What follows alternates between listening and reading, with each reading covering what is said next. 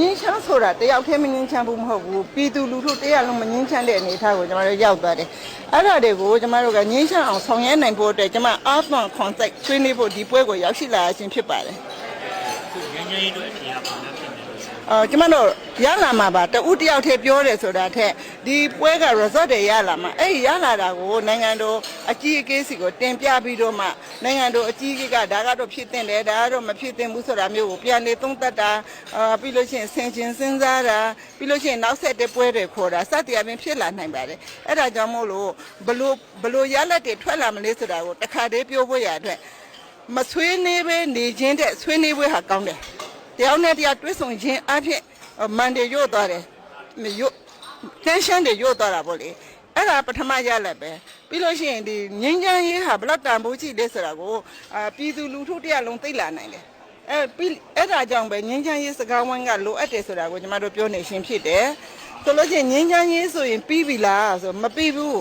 ဘာကြောင့်မငင်းချမ်းလဲဆိုတာပြည်သူတွေရဲ့ရင်ထဲမှာရှိနေကြတဲ့စကားတွေကိုလည်းဒီနေရာမှာကြားလာရမှာဖြစ်တယ်။ခေါင်းဆောင်တွေရဲ့ရင်ထဲမှာရှိတာကိုလည်းဒီနေရာမှာကြားလာရမှာဖြစ်တယ်။ဆိုတော့ဒါတွေဟာဆိုလို့ရှိရင်နိုင်ငံတော်အကြီးအကဲနဲ့ပြန်လေသုံးသပ်ဆင်ခြင်စဉ်းစားဖို့အတွက်အချက်တွေအများကြီးရလာနိုင်ဖို့ပဲကျွန်မခြုံပြီးတော့မှပြောချင်ပါတယ်။ဒီတော့ပွဲကငင်းငင်းအတွက်ဘယ်လောက်ထိထောက်ပြီးပြင်လဲ။တပိုင်းတစအထက်ကိုပြုတ်တယ်လို့ပဲကျွန်မပြောချင်ပါတယ်။ရွေးကောက်ပွဲတစ်ခုတည်းနဲ့တော့မငြိမ်ချနိုင်ပါဘူး။ဒါပေမဲ့တစ်စိတ်တစ်ပိုင်းတော့အထက်ကိုပြုတ်တာဖြစ်နိုင်ပါတယ်။ရွေးကောက်ပွဲစိတ်သုံးသွားတာလည်းကြာသွားပြီ။၄နှစ်အတွင်းကိုရောက်သွားပြီဆိုတော့ရွေးကောက်ပွဲကလည်းတစ်စိတ်တစ်ပိုင်းအထက်ကိုဖြစ်နိုင်တယ်လို့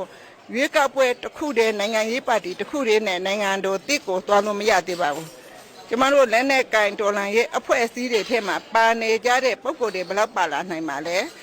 NCA ကိုလက်မှတ်ရေးထိုးထားကြတဲ့ကျမတို့လိုအဖွဲ့အစည်းတွေကခေါင်းဆောင်တွေဘယ်လောက်ထိဂတိကဝတ်တွေပေးနိုင်မယ်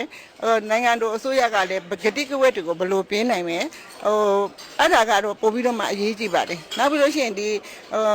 လက်နက်ကင်တော်လှန်ရေးဖြစ်ပေါ်လာရခြင်းရဲ့အနေအထားတွေကိုလည်းပြန်လေသုံးသပ်လို့ရနိုင်တဲ့အနေအထားအများကြီးရသွားနိုင်တယ်လို့ကျွန်မထင်ပါတယ်ဟုတ်ကဲ့ဒီဆွေးနွေးပွဲမှာပေါ့ခါတိုင်းငင်းငင်းဆွေးနွေးပွဲနဲ့မတူဘဲနဲ့စီးပွားရေးကဏ္ဍမှာပါမှာဆိုတော့ငင်းငင်းနဲ့စီးပွားရေးကိုဆက်ဆက်မှုငင်းချမ်းရေးနဲ့စီးပွားရေးကတအားနှိမ့်သက်တာပေါ့အဲ့ရကထားလာတာနဲ့ထမင်းမစားရလို့ရှိရင်ဘယ်သူမှငင်းချမ်းရေးစကားပြောနိုင်တော့မှာမဟုတ်ဘူးအဲ့ဒါကြောင့်နိုင်ငံတည်ငြိမ်ဖို့ဆိုလို့ရှိရင်စီးပွားရေးဖွံ့ဖြိုးတိုးတက်မှုကလည်းအင်မတန်မှအရေးကြီးပါတယ်စီးပွားရေးအတွက်အလုံးလုံးနိုင်ဖို့အခွင့်အလမ်းတွေကိုဘယ်လိုချကြနိုင်မှာလဲဘယ်လိုလုပ်ရမှာလဲဆိုတာလေဒီပွဲမှာတော့အဓိကပေါ့လေအဓိကဆွေးနွေးနိုင်ကြလိမ့်မယ်လို့တော့ကျွန်မယုံကြည်ထားပါတယ်ရွေးကောက်ပွဲတော့ပဲမြန်မာနိုင်ငံကြီးချင်းနေဖြစ်လာတယ်အဲ့ဒါတော့ခံမှန်းဖို့ကတော့အနေငယ်စိုးပါသေးတယ်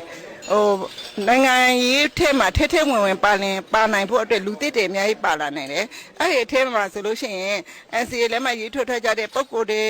ကဘယ်လိုစဉ်းစားမှလဲလက်နဲ့ကင်နေစေပုံကိုယ်များကဘယ်လိုနည်းနဲ့စဉ်းစားမှလဲဆိုတာကတော့ကျွန်မပြောဖို့အတွက်အမှန်မှစိုးနေပါသေးတယ်ကျေးဇူးတင်ပါတယ်ဟုတ်ကဲ့ကျမတို့ငင်းချမ်းရေးလုံးနေရချင်းသည်ကျမပုံမှန်ပြောနေတဲ့စကားကတော့ကျမတယောက်တည်းအတွက်မဟုတ်ဘူးမိသားစုအတွက်တက်တက်မဟုတ်ဘူးကျမပါတီအတွက်တက်တက်မဟုတ်ဘူးကျမစူးစမ်းနေခြင်းကြိုးပမ်းနေခြင်းသည်ကျမတို့နိုင်ငံအတွင်းမှာရှိနေကြတဲ့ပြည်သူလူထုတရားလုံးတွေဖြစ်တယ်အဲ့ဒါကြောင့်မလို့ကျမတို့အနေနဲ့ဒီလိုကြိုးပမ်းခြင်းသည်ပေါ့နော်အစိုးရတစ်ဖက်တည်းကိုမဲလုံးပေးပြီးတော့မှကျမတို့လုံနေခြင်းမဟုတ်ဘူးအစိုးရကိုလည်းကိုချင်းစာတာရှိတယ်လို့နေပေဒေတာအသီးသီးမှာဒုက္ခရောက်နေကြတဲ့အခက်အခဲကြုံနေကြတဲ့မိသားစုအားလုံးရဲ့ဖြစ်စဉ်ကိုလည်းကျမအနေနဲ့ရင်ထဲမှာတကယ်ခံစားပြီးတော့မှနိုင်ငံလုံးအေးချမ်းရေးအတွက်ကိုကျမတို့ကြိုးပမ်းနေတာဖြစ်ပါတယ်ဆိုတာကိုပြည်သူတွေကိုကျမသတင်းစကားပါရှင်းပါတယ်